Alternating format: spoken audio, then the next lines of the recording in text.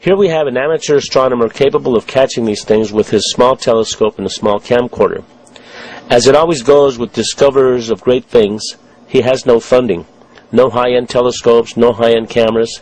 He has found something that through his apparatus that he invented is capable of capturing interstellar spacecraft.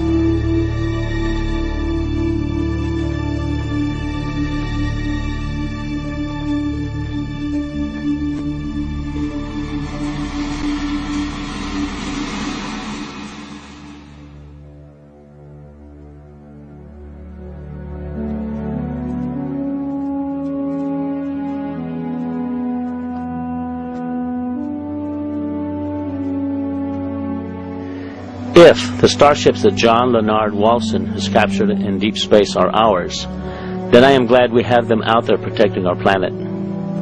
What they are protecting us from is thought-provoking, to say the least. These things are enormous. On the other hand, if they are not ours, I wonder who or what is operating them. There was a fear then that, of something out there. It became a very big concern. Asteroids, UFOs, people coming from other places.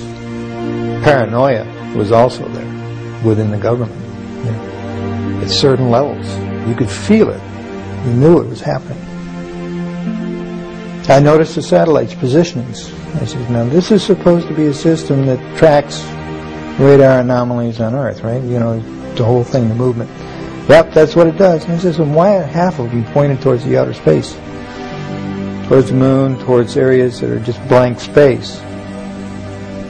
Well, I don't know, was the reply. He says, never thought about it. He says, well, at least half of those satellites you got up there aren't looking at Earth.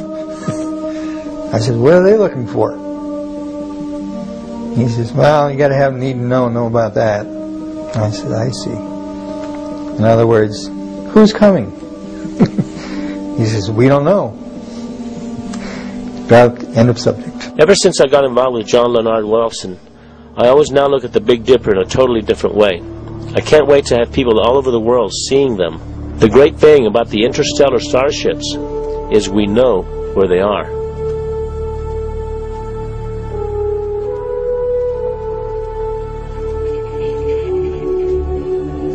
One of the scientists said it's the Star Wars project. Okay. If that's the case, where were we when they put these things up there? When one thinks how much one large structure weighs, it's inconceivable how we got it into deep space. The machinery it would take to construct one of these things is no less conceivable. And the fact that they can expand and transform into different shapes in deep space is extraordinary. There are questions I have. If they are man-made, then we must have technologies that are way beyond our comprehension. What kind of energy systems are being applied here? This is one big puzzle that has yet to be solved, or at the very least, acknowledged.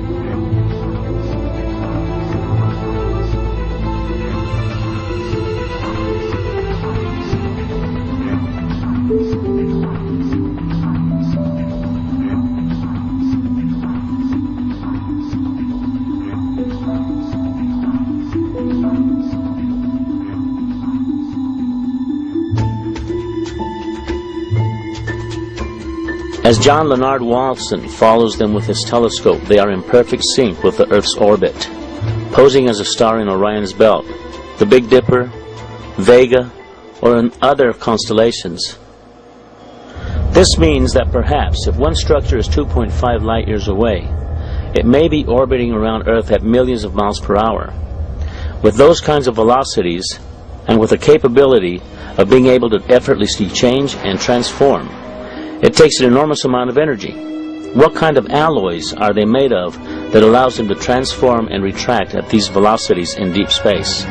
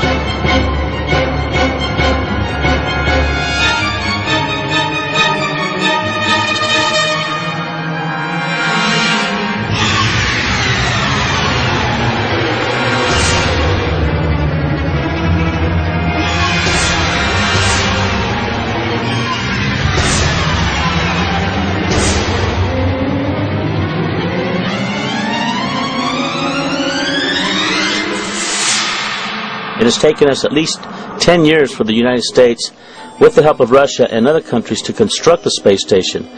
And when you look at these huge structures that are in deep space, you just have to wonder, what are these things? Who inhabits them? There are rumors about secret projects where men and women have been sent into outer space as an exchange program. You need to think about this. We have wars going on right now here on Earth. Our planet is in turmoil. People of the Earth have no concept as to what reality is anymore. We are too busy fighting terrorists, too busy looking out for human enemies. Is something more sinister awaiting our planet? Are we under observation and under close scrutiny? We don't know what we are about to learn about the interstellar communities that are obviously among us, orbiting our planet in our immediate solar system. For the moment, we have barely tipped the iceberg.